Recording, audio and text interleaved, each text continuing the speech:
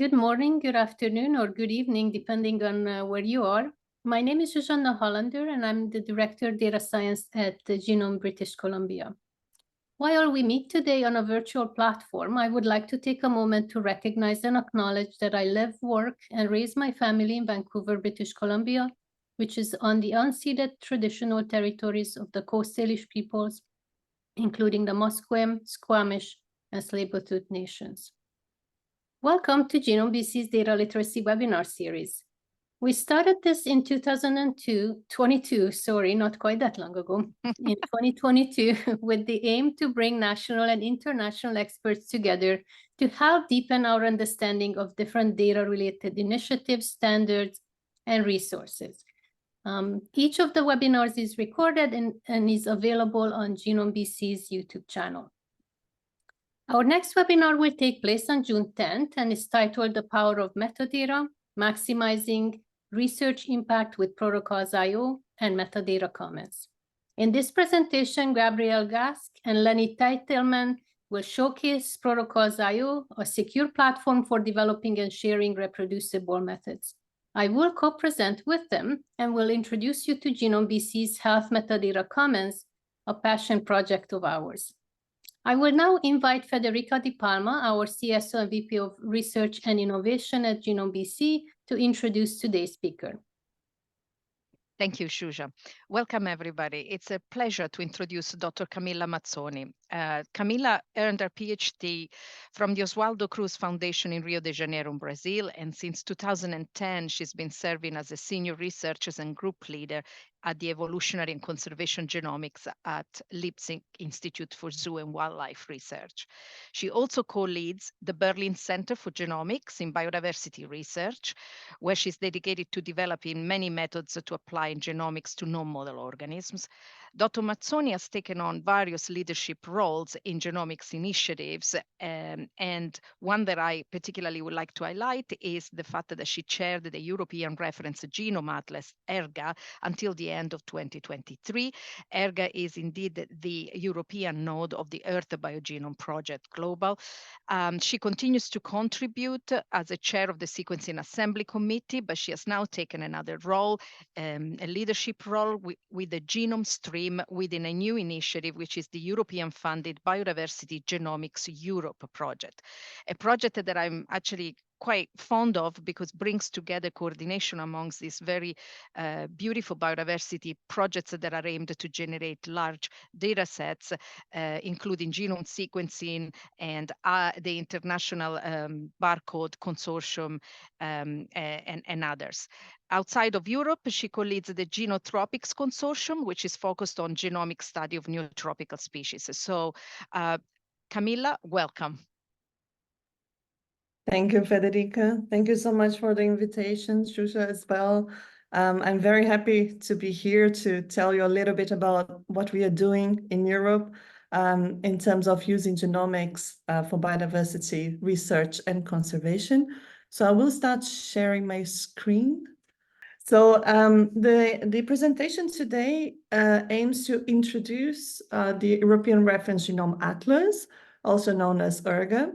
And related to that or connected to that, the European project Biodiversity Genomics Europe, where I'm now mostly engaged as vice director and genome stream lead. So I will start by reminding everyone that genomics has caused a revolution in our lives. So we have known most of the content of the human genomes for more than 20 years now, but we only managed to fill the gaps in less than 2 years ago in using new technologies generated by this field of genomics. And with this, we have increased a lot our capacity to understand ourselves, to treat our health, to have better quality of life and longevity. We use genomics in many other applications, such as forensic sciences, and also to understand our own evolution and diversity. So the technology that allowed all of this is called long-read sequencing. This, I can say that the development of the third generation sequencing is what has changed the game for genome assembly, genome sequencing and assembly, not only for humans, but also for the entire life on Earth. So while we only had short reads, so sequences with less than 1,000 nucleotides or base pairs, we were trying to assemble big puzzles with very tiny pieces. And what we have now are puzzles that are of the same size with very large pieces. So that's what the long reads look like for us, and how they facilitate the process of assembling genomes and to the chromosome level, and understanding exactly the sequences that we have for each of the chromosomes of our own genome. But we are only one species from almost 10 million eukaryotic species recognized or that are estimated. And all of these having, of course, very different genomes and genome content, most of which we don't know yet. But the technology that we have developed in these last years, this allow us to unveil this entire genomic content from the eukaryotic tree of life. And then the question is, why should we sequence life? Now, first of all, we want to revolutionize our understanding of biology and evolution. This new type of data, new type of information that hasn't been there yet is already bringing us tons of novelties and new understanding about the biology of eukaryotes and others as well, and prokaryotes. Also, this understanding helps us creating benefits for society and human welfare, such as the ones that I mentioned before to you for our own health, for example. And finally, the further understanding and our capacity for monitoring and following our actions for biodiversity allow us to better conserve, protect, and restore biodiversity in these times where biodiversity is under constant threat. So, and this is the purpose of this very large project, or the network of networks called the Earth Biogenome Project, that aims to sequence the entire eukaryotic life on Earth. But it doesn't intend to do this alone. It wants to do this via a network of projects and other networks around the globe, such as the one that we have in Europe. So the motivation that we have in Europe for sequencing life is the same. They are the same, and they are very specifically towards certain topics, such as conservation. So there is about 200,000 species recognized of eukaryotes in Europe.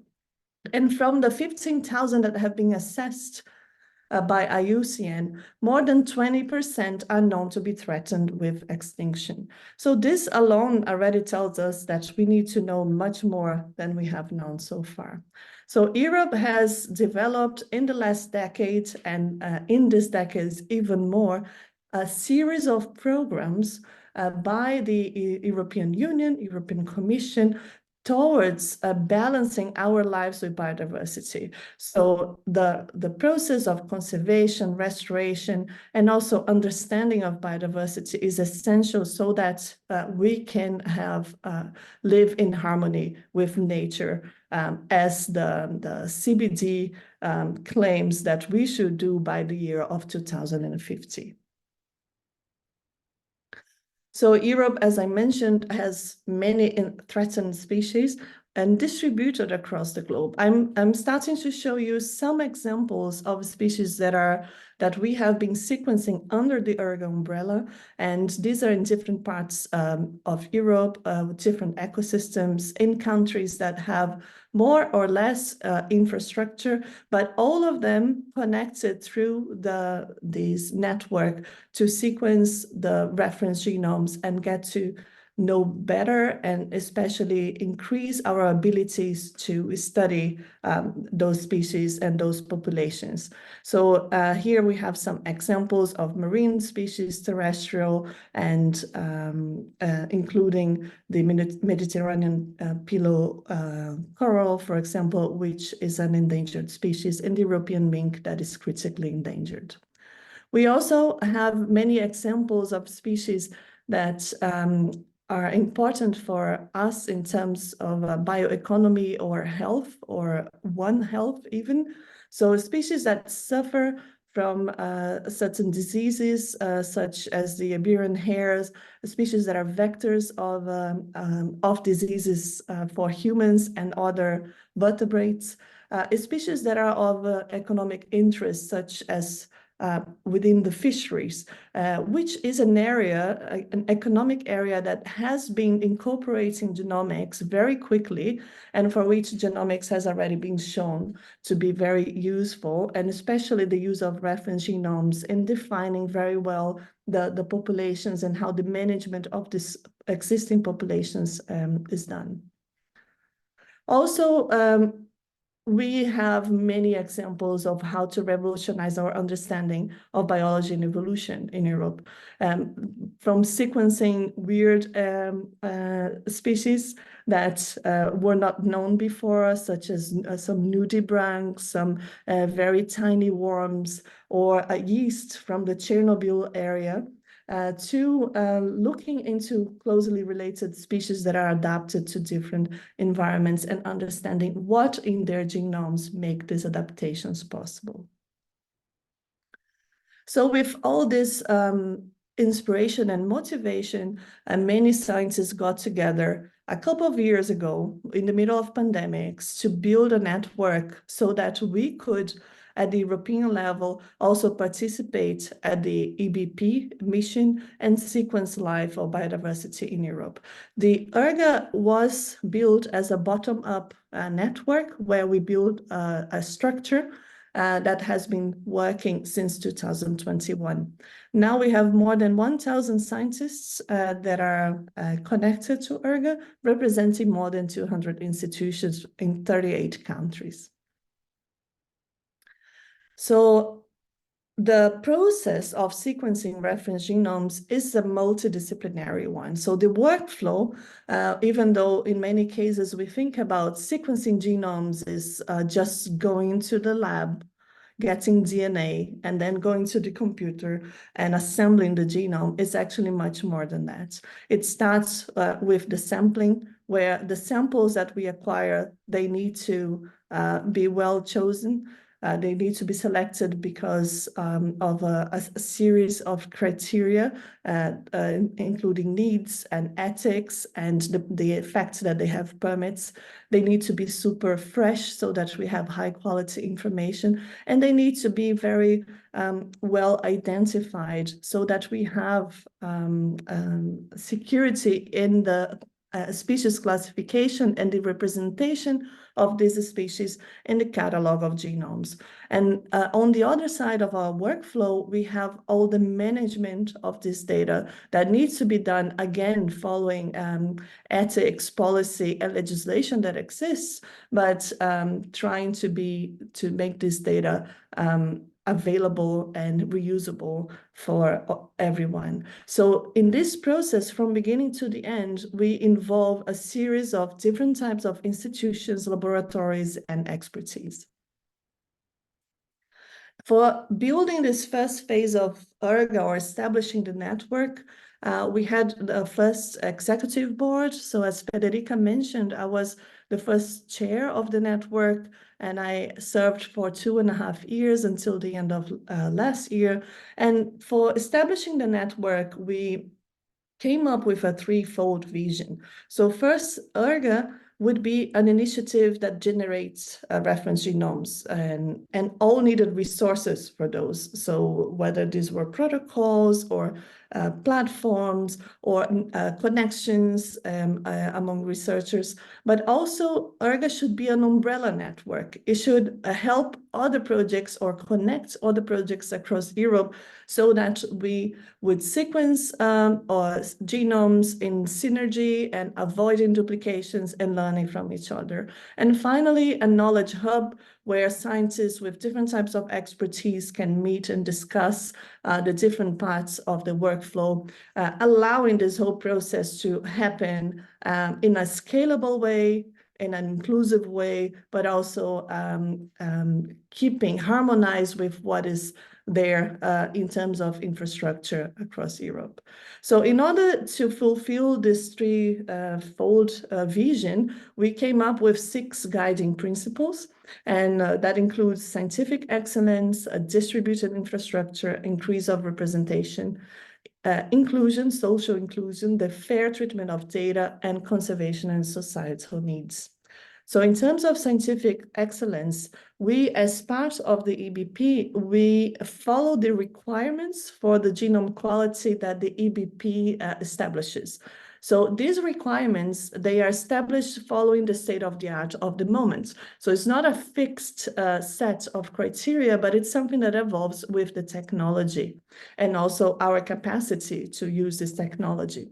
And in order to keep this state of art, we have established different committees.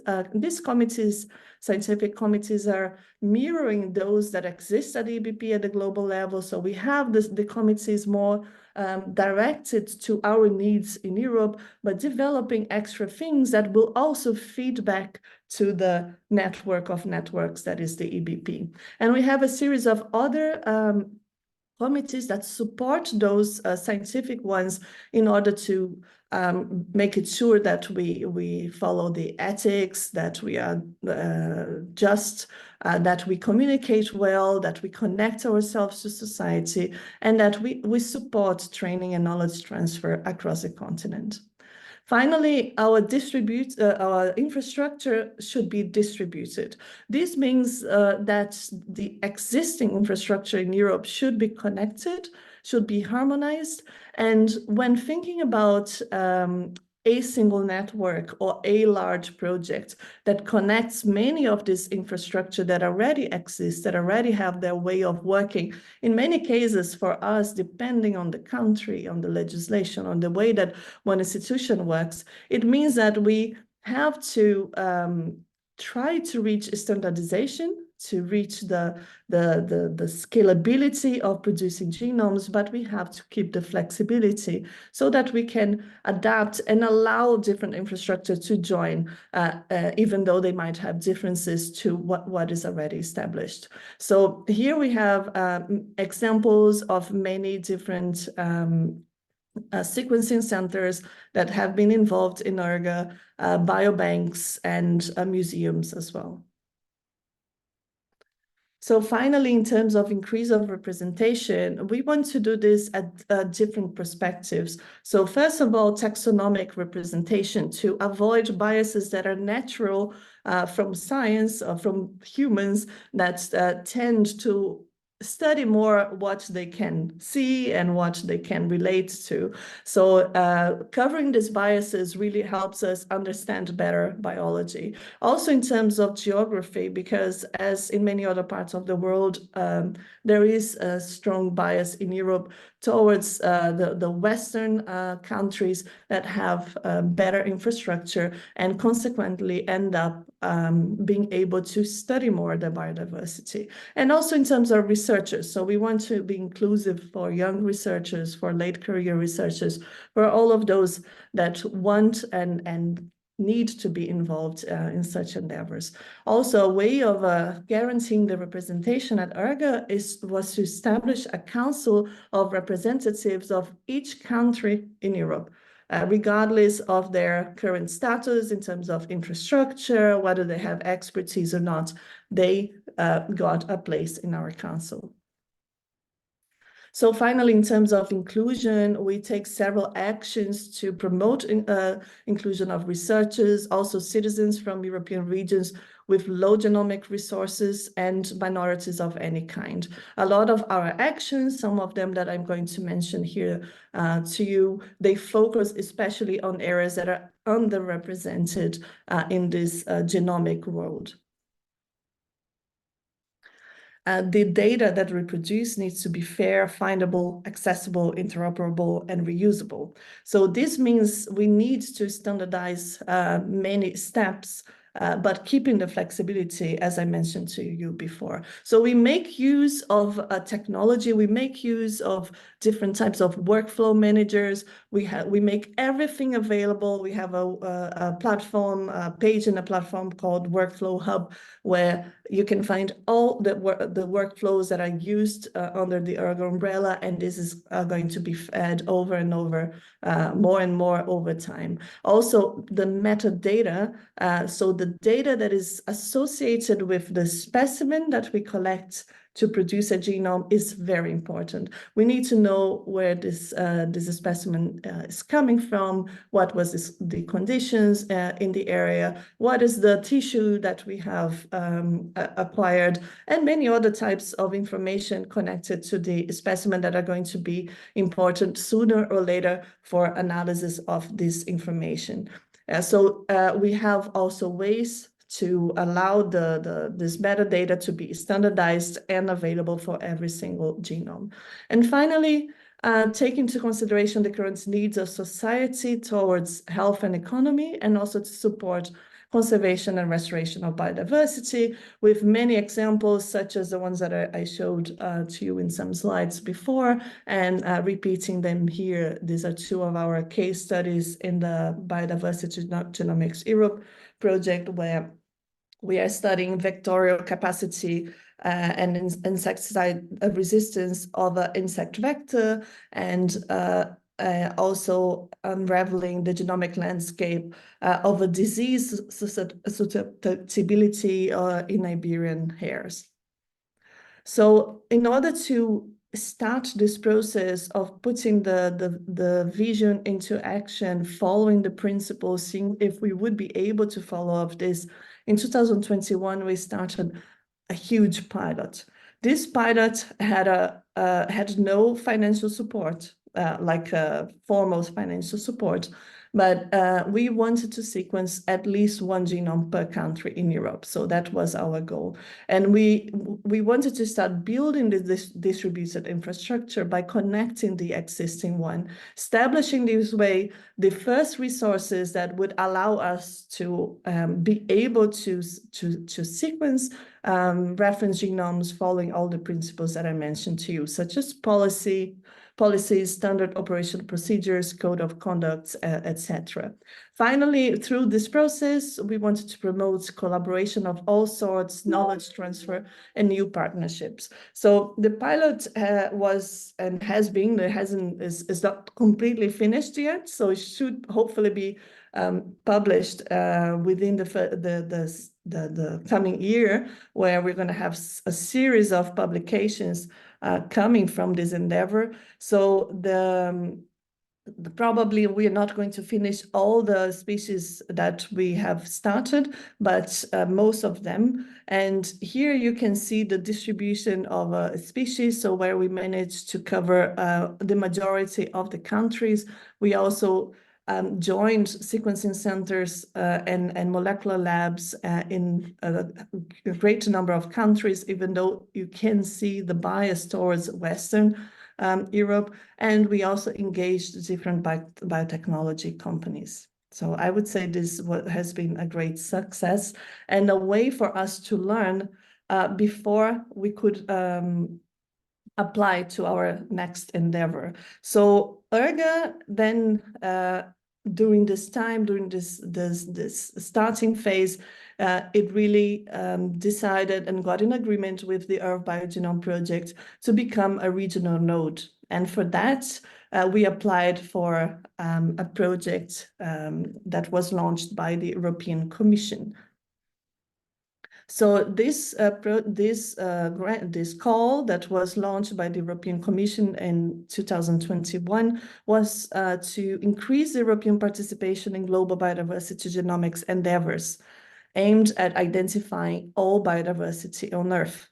So the call was actually to join genomes and barcodes. So to fund both communities so that create and consolidate the European nodes of both these initiatives. So the Earth Biogenome Project I already introduced to you, and the International Barcode of Life is actually a community that is older and much more mature than genomes, where they produce barcodes at scale. So of course, barcodes are very short sequences of a part of genes normally that are used simply to identify a species. So it doesn't inform about the content of the genome, but it's very powerful in the use of genomics that has been more and more a technology that can be scalable with the information, biological information that informs us about the species that are there. So the International Barcode of Life, the eyeball, has its headquarters in Canada and has been very successful globally. And it was not different in Europe. There's been many national nodes in Europe that's then got together, connected under the umbrella of the eyeball Europe. So we together, the eyeball Europe and ERGA, applied to a single project to the European Commission or to the Horizon Europe program in order to establish both nodes, the nodes of both communities in Europe. This project we called the Biodiversity Genomics Europe, and this is the project that I am mostly involved nowadays, the BGE. So with this getting together, basically the idea, the very simple idea is that to have mass scale DNA-based approaches to help us is scaling up species discovery, monitoring the analysis of species interaction, species dynamics, and others. So the first challenge that we have as two communities coming together with, well, different perspectives, slightly different goals, but many more commonalities that one would imagine, is that we had to find an optimal use of the technology, because at the end of the day, we do use the same technology, the same genomic or sequencing technologies, and a lot of our workflows are the same. It starts in the field, it goes into the lab, it passes through a step of taxonomic identification, goes to the lab, extracts DNA, produce information. This information needs to be treated, analyzed, and managed. So we have a lot of commonalities, and we saw this, that we could together optimize the use of technology, learning from each other, and empowering the genomics technology. Also accelerate the connections between science and society. We have different ways of communicating and engaging society in both communities, but together, and also with our independent connections to society, we can actually build something much larger. So a large community with unified goals, and so that we can also have a stronger voice in the use of genomics for biodiversity, conservation, and restoration. So the mission then of BGE is to accelerate the use of genomic science to enhance understanding of biodiversity, monitor biodiversity change, and guide interventions to address its decline. So we have three overarching objectives at BGE. One is capacity, where we are establishing these both biodiversity networks at the European level. Second is production, where we establish and implement large-scale biodiversity genomic data generation pipelines for Europe for reference information mostly, but also, and here comes the third overarching objective, the application, where we apply genomic tools to enhance understanding of pan-European biodiversity and biodiversity decline. So the production side is where we establish our reference resources, and the application is where we put these resources into action.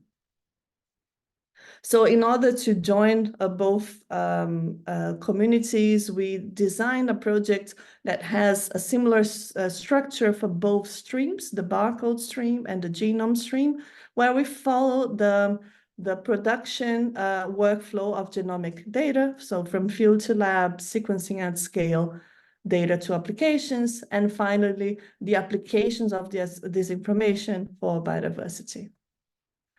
So the outputs of BGE are many, but here they are highly summarized. This is a project of a total of 21 million euros, and this is the duration. It starts in September 2022. It will end beginning of 2026, where we hopefully will have a continuation.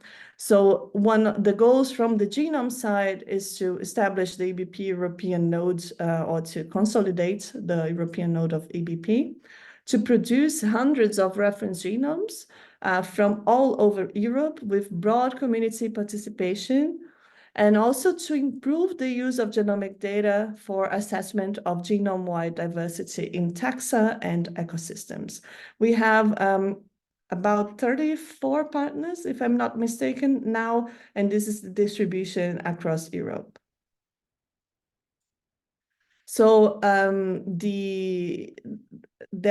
as I mentioned, there are many outputs, many goals, many milestones and deliverables in this large project. So I will summarize here what I believe is more important to take as a message. So first is that BGE, or the project there, the genome stream of the project is there to increase the participation of the ERGA community. So the ERGA community, or the network, is much, much larger than the project, right? I mentioned to you more than 1,000 members. Of course, not all of them participate in the BGE or in the European project, but via the actions generated by the project, we can engage more and more of the community. So, for example, with the community providing samples for reference genome sequencing. So we have close to 100 samples so far that are going to be sequenced from all over Europe that have been suggested and provided by the community. Also, we had calls for selecting regions of hotspots of biodiversity in Europe, in these countries that have lower infrastructure. And here is like a snapshot of the 6 different hotspot regions that have been selected. And also we had some calls for case developing biodiversity. So for case studies where we would allow the community to perform their own projects using the reference information that the BGE generates and putting this into applications. So also other actions of the BGE, they aim to support this big network or this big umbrella network to enable reference genome production across Europe. So in many cases, people have projects. These projects can be small, can be large, but there are resources that are missing, or there is expertise that are missing. So ERGA, or the BGE, is supporting ERGA to fill the gaps that are missing for other projects to be able to reach the reference quality of the genomes that they aim to generate. And we do this by producing standard operational protocols for specimen sampling and metadata collection, also for shipment, biobanking standards and guidelines, so that the material can be preserved and vouchers can be preserved, a series of computational workflows that we either produce or we gather in open and public web pages so that they are available for everyone, and also many tutorials and training materials. So with this, the BGE is one of the projects from ERGA, the main current project from ERGA, but as I mentioned, ERGA as this large network will hopefully have also other projects and many other actions under the umbrella that are going to be financed by different ways, not only by the European Commission, but also by national funds, by regional funds, by other types of funds. So here we can see the 3 different types of projects under the umbrella: the pilot, the BGE, and the satellite, which now we're calling community genomes, which are these genomes that are coming from the community, from other small or large projects, but that want to get connected under the ERGA umbrella. So I introduced to you the executive board from this phase 2. So they are the ones that are now consolidating the big network, expanding the big network. And yes, and our executive board has also been extended with scientific officer, partnership officer, and a dissemination officer. And they are a wonderful team that is doing a lot to make ERGA fulfill its goals. And the resources developed by ERGA to generate reference genomes are freely available. So they are also available to other projects under the EBP umbrella, and actually to everyone. But of course, we want to associate, to connect to other projects under the EBP umbrella and find the synergies and find the ways to collaborate more closely, because we know that there is a lot to learn from each other and we don't need to duplicate efforts. So with this, maybe for those here who are in Europe or interested in European species, you can become an ERGA member, or if you only want to receive some news from ERGA, you can also register. And here's all our communication channels. We have the newsletters with all the actions and news from ERGA. And this is all in our webpage if you want to know a little bit more. And yeah, here all the social media, our YouTube channel where there is a number of videos, also seminars, very interesting seminars in genome applications and others. And that's it. Thank you very much for your attention. Oh, thank you so much, Camilla. This was a very great introduction of all the impressive work that's being undertaken by ERGA and BGE.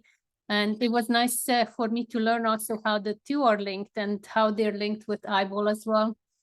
And I feel like it's actually a timely presentation given today's Earth Day, to learn how your work is making a difference in the area of biodiversity. And we know that all of these efforts are very crucial in conservation and restoration. So it's so nice to hear that all of this work is taking place. So I'll read off some of the questions that our audience has posed. Starting from sort of the beginning of your presentation, you mentioned there were 15,000 species assessed and then chosen. Oh, assessed. Were the species that were assessed chosen for a specific purpose? I believe this question refers to the IUCN 15,000 species that were assessed for their threatened level in the red list. Yeah, we are definitely not involved in that. And my guess would be that there is, it's not random. It's never random. But yeah, first, because, you know, it's interest, societal interest, research interest is where there is information. It's highly biased towards vertebrates. Yeah, so it's never random. No, but that's they are increasing the number of species, and they are also increasing the representation, taxonomic representation. And I actually believe that genomics can help a lot in incorporating those type of taxa for which, you know, it's very hard to evaluate whether they are threatened or not, if they are very different from the types of populations that we know and that we can measure. So what are some successful conservation strategies or initiatives that have been implemented as a result of ERGA's work in creating this knowledge base? Have there been policy changes in Europe or internationally? Well, not yet, but the BGE definitely has one of the goals, and this is something that we just finished our first reporting period, where we basically managed to organize the house, let's say. Now everything is working. We know how to work together. Imagine that we have 8 sequencing centers. I don't know how many sample providers. It's like almost like running a very big company. So it took us a while to figure out how to do this. There are several projects with conservation goals, but we are not at the point where the results can be used for policy, but this is definitely one of the big goals of the BGE, that 2 years from now, we should be coming up with policies from the results of the project. Yeah, I could see that definitely leading to some changes in the policies in Europe, especially, but I'm assuming worldwide as well. Another question is, are there concerns about indigenous data ownership and rights? And from what I've heard from your projects, you know, from various people, it sounds like there has been a lot of work done in this area. Yeah, there is a whole committee that, I mean, not that it only discusses about this, but that's definitely a very strong point there. It's not something that concerns entire of Europe.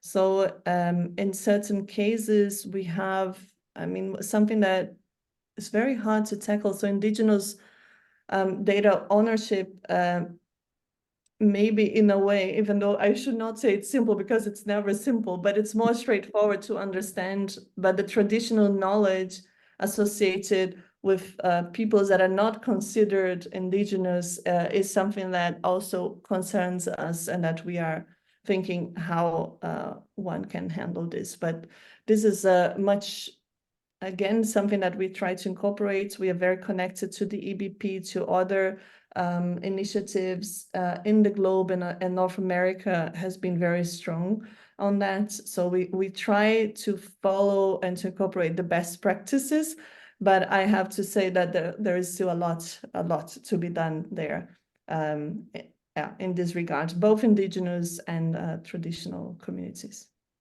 Yeah, I totally see that there is sort of worldwide, there is so much to be done in this area. And but what I'm glad to see is that efforts are being made, and we're putting this as a consideration for every single project. So I think we've made a lot of progress. Is there a Canadian component or partner for ERGA? That's one of the other questions coming up from the audience. Well, not exactly a project from Canada that is associated directly to ERGA. No, there are members from ERGA that are based in Canada. That's definitely, there are people there. We have one researcher who is in the BGE, Rebecca Oman, and she moved back to Canada last year, I believe. Oh, she's in Vancouver, but I'm not 100% sure. But anyway, so there are members, but there is no connection with institutions or projects as of now. But the eyeball, so through the BGE, we are connected to Guelph, because this is the headquarters of the International Barcode of Life. So they participate in the BGE as I think it's called associated members, so it's external members. And also the members outside of the European Union, or the associated members that receive financial support. So they cannot receive financial support from the project, but they can participate in the project. So then they are participating in the barcode stream of the project. And it's actually something that we have discussed prior to this presentation, is potentially finding ways to connect our Canadian biodiversity efforts with ERGA and BGE. So we'll be working on that over the next few months. Another question is, what policies or regulations are needed at the national and international levels to address biodiversity loss effectively? Not an easy one. I'm trying to think how to start answering that question. So it's well, maybe let's separate in two parts. One is, and the most common thing that has been done so far, is there is a lot of species-oriented policies, right? And because of sometimes certain species-oriented policies, because these are the ones that species for which there is a very good understanding about their population status and the monitoring of this status, and then because of their concern in terms of extinction, one might have a policy to, let's say, approach the situation. But biodiversity loss in general terms, this is much more complicated because the problem with policies is that you have to make a policy for which you have ways of measuring something, right? So you cannot just have a policy that says very broadly, you need to conserve biodiversity, or you need to take action to preserve this or to preserve that. You actually need to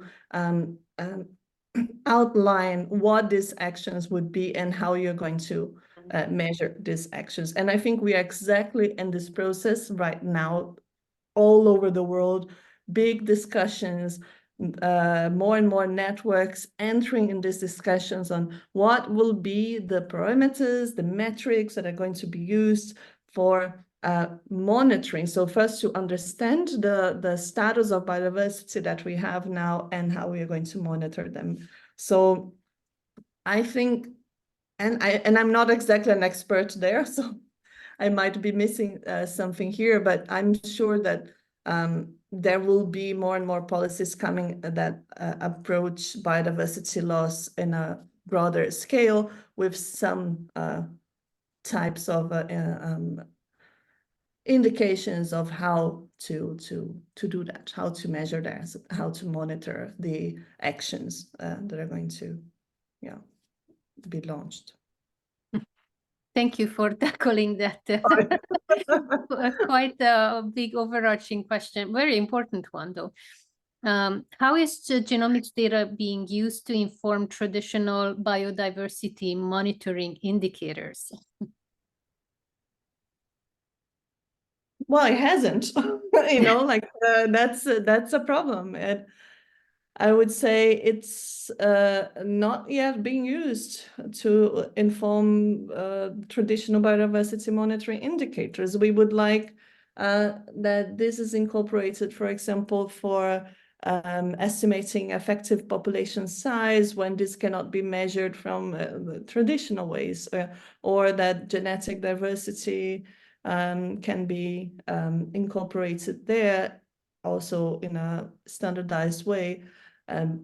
But it hasn't. I don't think there is anything officially that uses genomics, but there is as I mentioned, huge movements, and I believe, I hope that this is going to be incorporated. And I don't know, like genomics is still a technology that scares people, a little bit, because of course it's expensive, it's complicated, there is a lot of data, but it's a matter of time. It's going to become more like every other technology, like Sanger sequencing became so trivial for everyone. This is going to become trivial as well in the near future, and then we will be able to use this for many different purposes.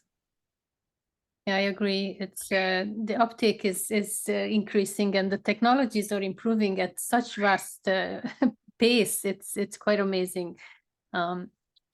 So how can the public stay informed about Virga's work and also to get involved in the biodiversity conservation efforts? Okay, so first of all, the public can follow our webpage, our social media channels, and we are in many. The YouTube videos, that's where I think a lot of the information, so we try even to bring small explanations about different aspects of ERGA in videos in the YouTube. You can register as a member, right? So in the contact form, and then you're going to get emails. But if you go to the webpage, like monthly, you're going to see lots of novelties every month, the newsletter and lots of other resources as well. And we are in the process of improving this so that it's more intuitive to find the information. So to get involved in biodiversity conservation efforts through ERGA, I mean, you can first of all make your own project and then connect to ERGA. That's always possible if it's for European biodiversity, or wait for some of the calls, because the BGE1 has launched several calls. We hope that in the BGE2, when it comes, that there's going to be many other calls as well. And this is just and maybe actually the one way that works really well and has worked really well is the networking. ERGA is a wonderful place to meet other people with the same interests as you. I think we have, I haven't counted, but for sure we have 10 to 15 regular meetings every week of all different types. And so people with similar interests, whether they're methodological or of other sorts, they can meet to discuss about many things related to genomes. Oh, that sounds like an amazing network of people. And it sounds like there is a lot of different interests that are represented. So anybody who's interested from our callers, please connect.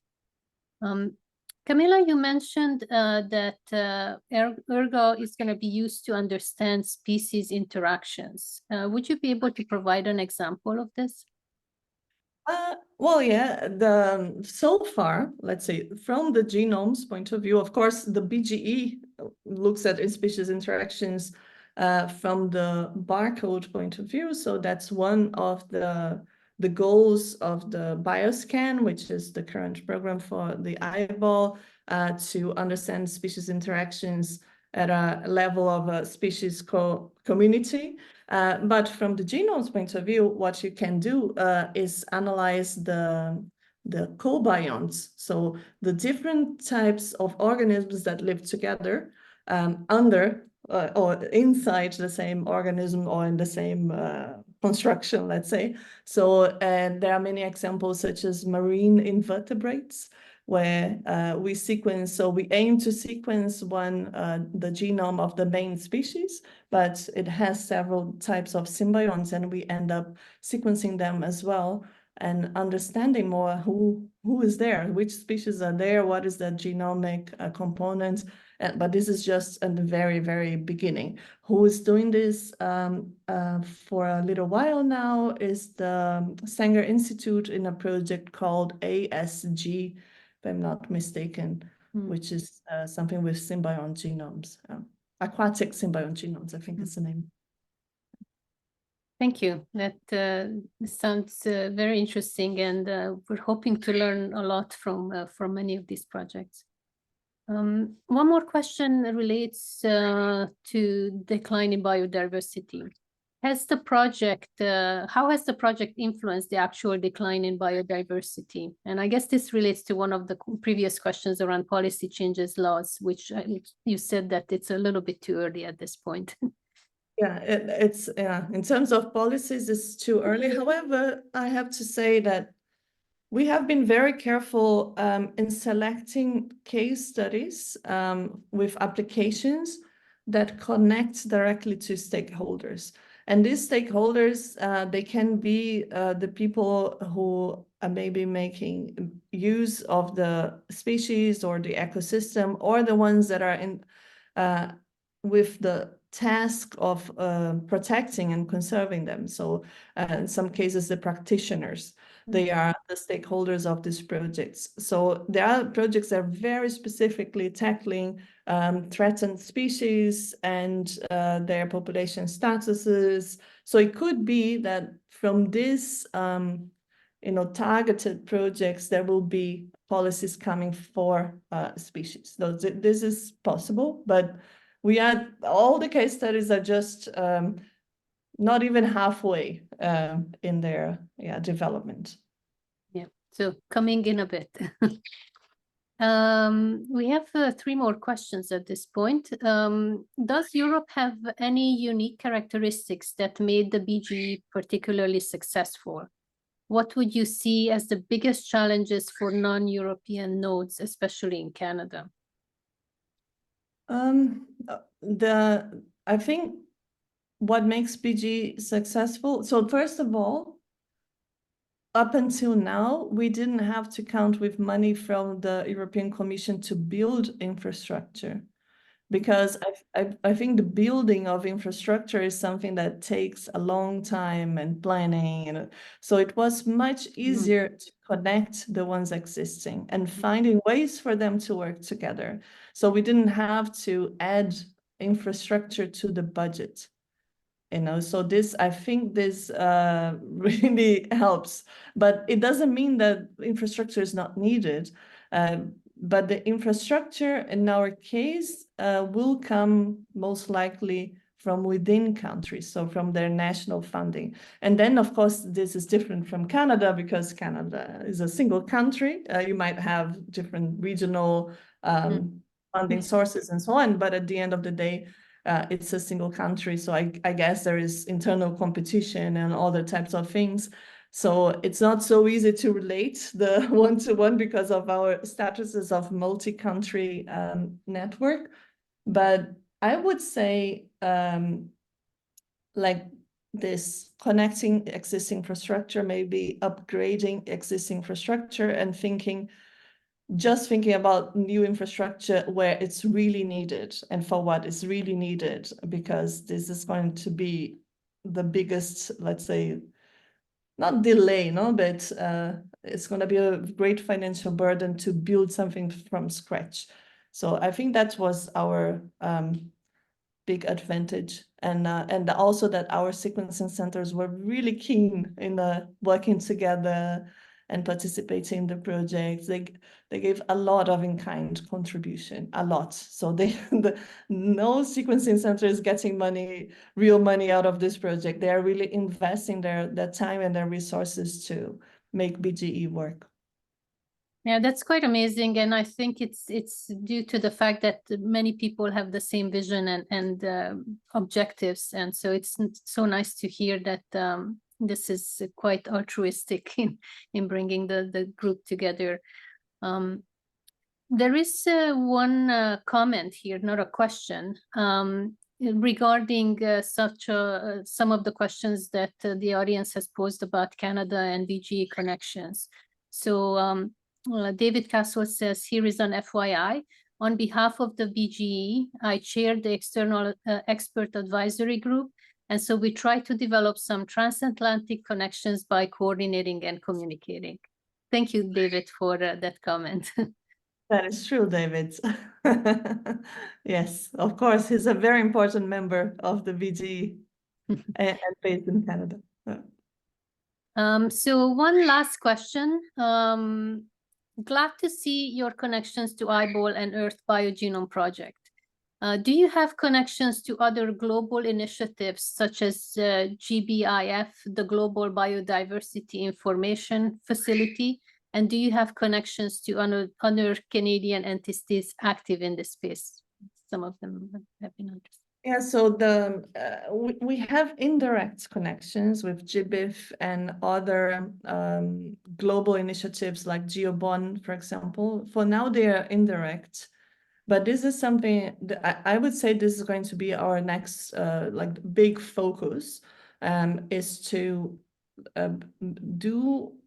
establish the network at this higher level with biodiversity-oriented initiatives or endeavors in a more proper way. So that to show, first of all, that we as a community, so ERGA, but also as a project, that we are managing to establish the production of genomic resources, of reference genome resources at scale.